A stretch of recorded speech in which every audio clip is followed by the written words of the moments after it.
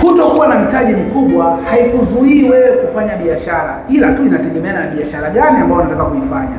Kwa biashara ambayo naifanya mimi, ambayo ni biashara ya mtandao, ni biashara ambayo haihitaji mtaji mkubwa. Mtaji mdogo tu unaweza ukafanya biashara na ukawa vizuri kabisa. Lakini pia hii biashara unaweza ukaianza hivyo hivyo ulivyo.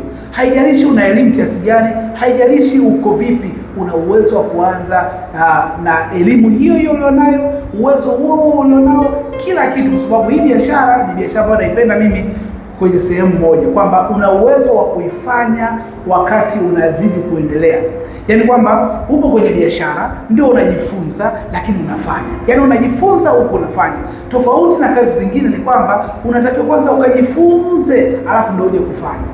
Ndio maana kuna ile wanasema kwamba utakuwa unafanya kwanza tunakuangalia.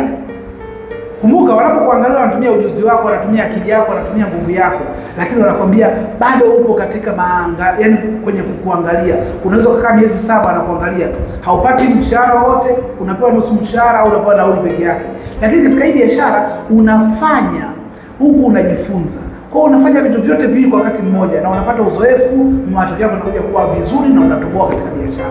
So kama na wewe ni mmoja wa watu ambao wanatamani sana kufanya biashara hii ambayo haihitaji mtaji mkubwa, lakini pia haihitaji elimu kubwa, basi unaweza kutoa namba yangu ya simu hapo kwenye bio ukanipigia, nikaweza kusaidia jinsi gani ya kuweza kutatua changamoto hizo za ajira, lakini pia ukafanya biashara tena kwa muda wako wa ziada tu.